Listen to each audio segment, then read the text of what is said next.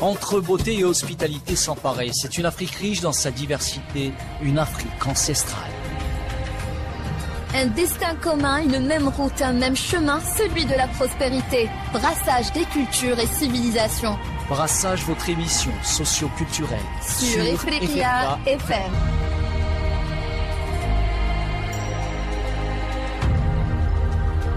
Aujourd'hui, Brassage se plonge dans l'univers du plasticien Youssouf de Kimbirila, ou Youssouf Kourouma, artiste ivoirien résident à Montréal. Un parcours d'une vie entière consacrée à l'art et à la pensée philosophique. L'empreinte spirituelle et le cachet identitaire de l'œuvre signée Quetzal, le surnom qu'il s'attribue, oiseau tropical, serpent à plumes ou monnaie guatémalienne. Merci, bonjour. J'ai dit bonjour à tous les auditeurs depuis le Canada. Et puis c'est un plaisir de participer à cette émission. Au fait, il y a beaucoup d'histoires au sujet du nom Quetzal que je porte parce qu'il dérive quand on est sur un panel comme Facebook et que tout le monde sait que Facebook c'est un miroir mais ce n'est pas une réalité. Donc on essaie de cacher son identité tutélaire. On a sali le nom de famille, le nom de tribu et le nom professionnel. Et moi, je prends le temps de classifier tout ça sur Facebook. C'est un marché au foire. Tout le monde y arrive. Et donc, je mets Quetzal pour dire que je suis libre et qu'on ne me contrôle pas et que je ne contrôle pas. Ça, c'est la première liberté que j'ai. J'ai une définition de la liberté qui s'écrit comme tout le monde. Freedom, liberté haute. Mais en même temps, j'ai une conception philosophique de la liberté que j'approprie à moi, qui n'est pas aliénable à la liberté, au consentement libertaire toute personne. Je pars du principe que je suis né africain, je suis né peut-être ivoirien, et je n'ai pas fait ce choix-là, mais j'ai le choix de m'étendre partout, parce que je suis une molécule. Et cette molécule-là, je l'étends partout. Donc moi, ma fratrie, elle n'est pas forcément de sang. Elle va aller linéairement, donc j'aurai une fratrie en Mauritanie, au Nigeria, partout, parce que je suis humain, je suis universel. Donc partant de ce préalable-là, c'est le temps qui me contrôle. C'est ça aussi ma liberté, de me laisser contrôler pour avoir plaisir des accidents que je subis. Ce qui m'a rattrapé, c'est que, étudiant en France, j'étais militant, étudiant d'un mouvement anarchiste, libertarien. Et ça m'a suivi tout le temps. Et même dans les réunions avec les Sud-Africains, j'étais toujours à l'opposé parce que je vais chercher dans le fond de la liberté. Pour moi, la liberté, c'est une substance qui ne finit jamais. C'est une substance de jouissance intellectuelle qui est introduite en l'homme et que l'homme doit le chercher. Une fois que l'homme revendique la liberté, qui met ça en face, ce n'est plus une liberté, c'est un ex-voto. Donc il s'identifie, il n'est plus libre. Donc je suis dans ce courant-là qui donc, chemin faisant, eux, ils m'ont dit, écoute, tu es toujours en porte-à-faux avec ce qu'on dit. On part sur un préalable, on est d'accord, mais à la fin, tu nous pousses tellement loin que tu mets en contradiction notre liberté. Je leur dis, oui, ça c'est ma structure. Mais pour me comprendre, je vous donne la liberté de ne pas me comprendre. C'est toujours cet antagonisme entre liberté 1 et liberté 2. C'est-à-dire respecter la liberté de l'autre. Quand on voit votre travail, quand on vous écoute aussi au travers de vos discours philosophiques, vous avez ouvert une brèche entre vous et l'humain, et vous avez surtout ouvert une brèche entre l'Africain et l'Amérindien. Vous utilisez la référence de la sagesse par vos récits, une réflexion simultanée à votre pensée, donc dépouillée de tout artifice, de toute manipulation. Vous êtes dans un art à l'état brut, les origines en fait, pour tout dire. Oui, tout ça, pour résumer, moi j'ai mis ça dans la case de la thématurgie. Ça vient du fait que d'abord, je ne suis allé dans aucune institution d'art. Ça m'est apparu comme un don, ils appellent ça un don. J'en ai profité énormément. Il y a eu beaucoup de contradictions entre un père qui avait sa conception d'un fils qui devait élever, avec les archétypes que la société lui imposait. Bon, diplomate, il faudrait donc que l'enfant il suive ce cours-là. Et j'étais le mouton noir par intention, par action, et le mouton noir par volonté. C'est-à-dire que même lui, mon père, qui était structurellement dans l'archétype musulman, ça il faut comprendre, c'est son plaisir que je respecte. Et moi, j'étais complètement en porte-à-faux. On est resté en conflit comme ça, mais il a fini par comprendre. Pour revenir, pour joindre à ce que vous dites là, très tôt, je me suis dit, j'ai une mission, entre guillemets. Il faudrait que je continue cette mission 8-9 ans. Je me cachais dans la chambre, je prenais les morceaux de craie. Et j'ai une amie qui est une référence mondiale en cinéma, Isaac de Bancoli, avec qui j'ai été à l'école. Comment lui, il me regarde. Et je me souviens qu'une fois, il avait dit en France, quand il avait fait Black Micmac, que c'était pas lui qui devait être là. Ce que vous dites là, tout ça regroupe dans ce qu'on appelle la thématurgie. La thématurgie, c'est l'art curatif. Il est curatif physiquement, intellectuellement, moralement et psychologiquement et philosophiquement. Maintenant, pourquoi le couplage avec les Amérindiens? Parce que je me suis retrouvé là, sur une plateforme amérindienne. Mais il y a des années en arrière, où je me suis retrouvé dans un environnement algérien où je travaillais plutôt sur le thème des Tamazighs. Justement, quand on voit votre travail, on a l'impression que vous étiez dans le mandala, dans des bleus de Prusse assombris, des verts véronèses éclaircis, des violacés, du carmin. 3 années de réflexion vous ont emmené à vous définir dans une maturité de l'art spirituel, une vision plutôt chamanique, l'utilisation du signe. En fait, c'est aussi une étude anthropologique de nos origines, de nos préoccupations existentielles. Exact. D'où on revient toujours sur le thématurgique, parce que moi, je ne suis qu'un véhicule. Oui. C'est-à-dire, jusqu'à présent, j'ai du mal à me définir, même sur la plateforme internationale, en vente internationale, on a du mal à me cerner parce que je ne me définis pas. Et moi, c'est ça là.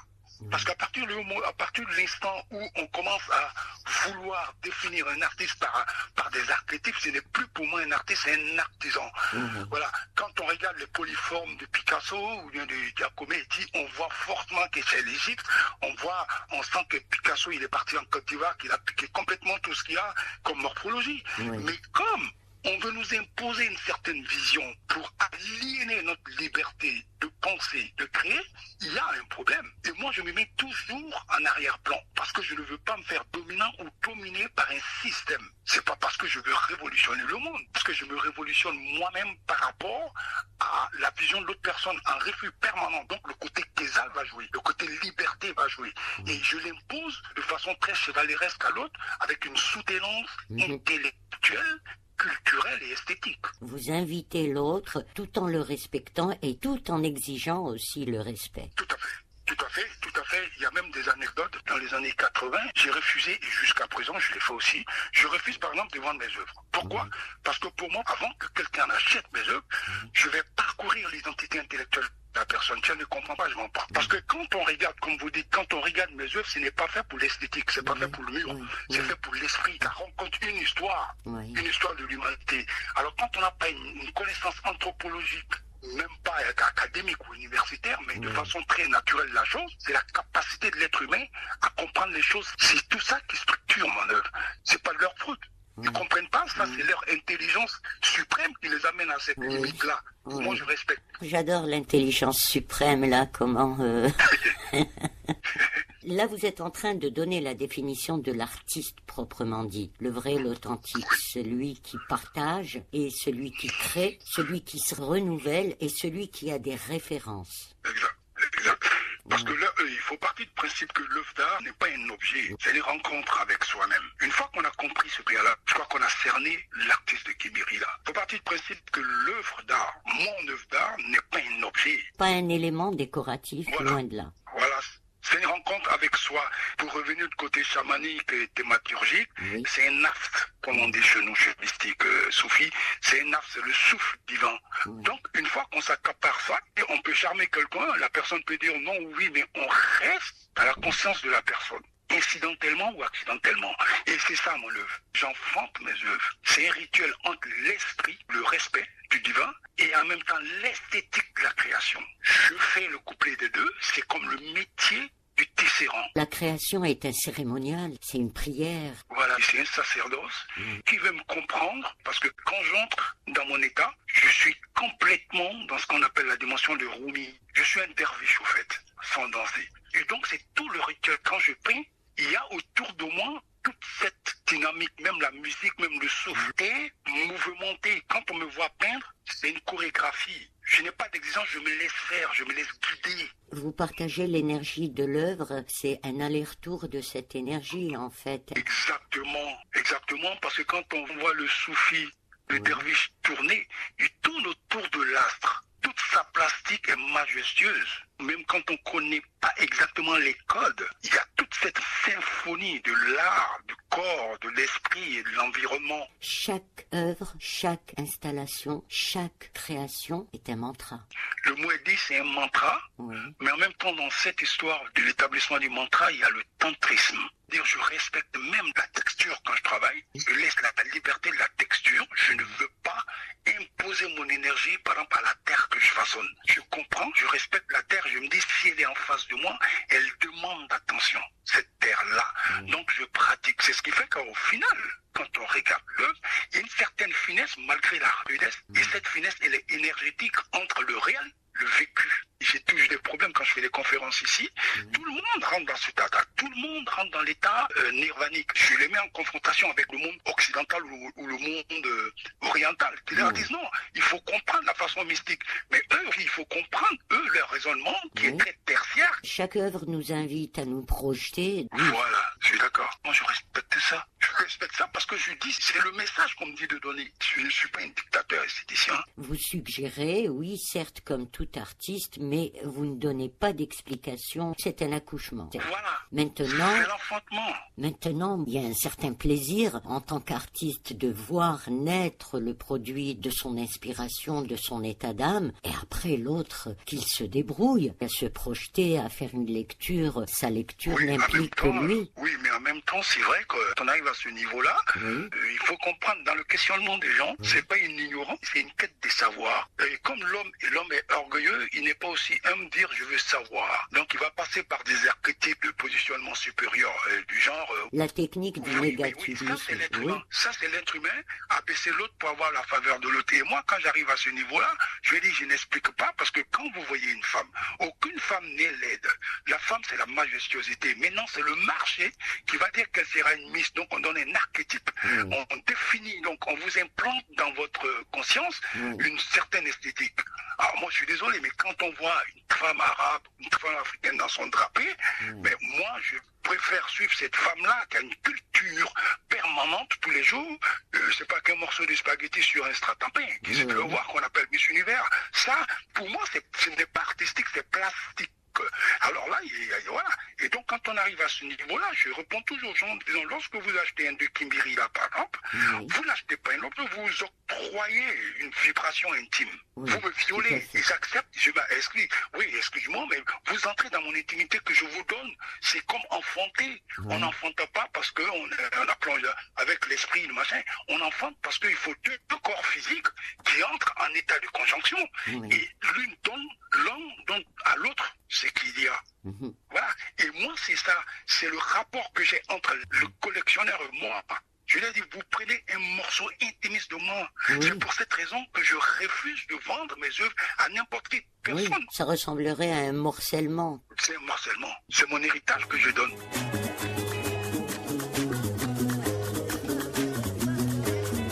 Brassage. Héritage substantiel.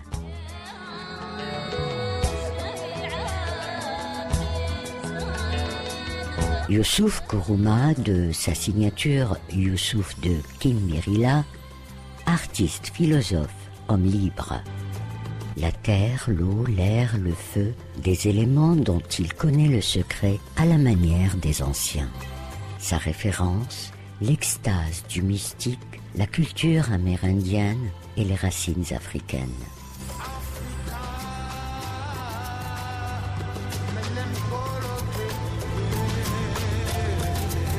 Ifriqiya FM, la voix africaine.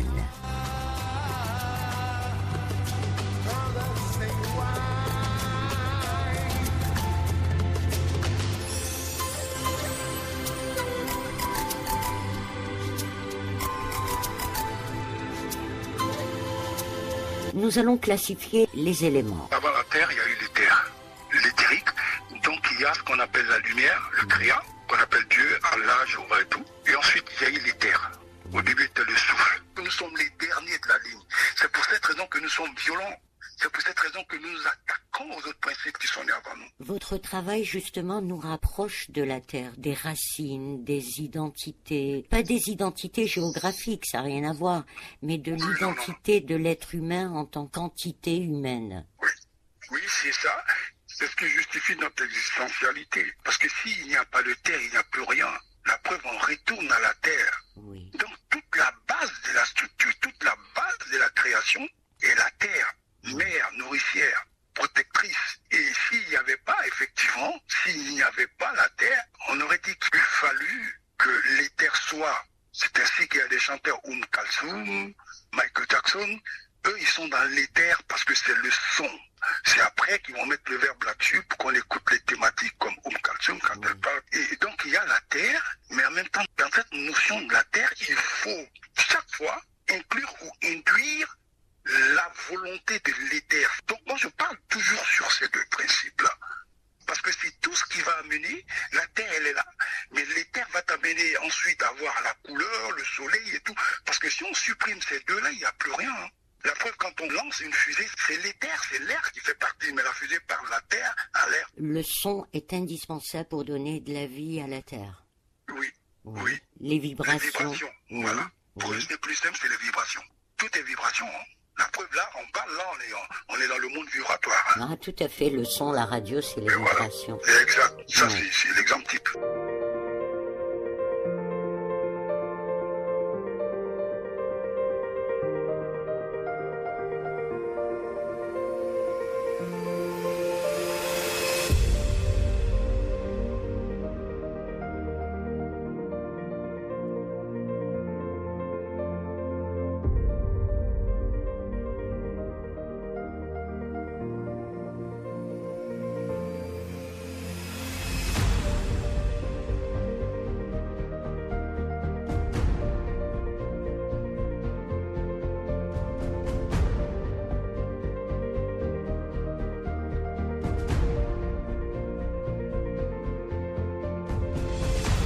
On va revenir sur Terre.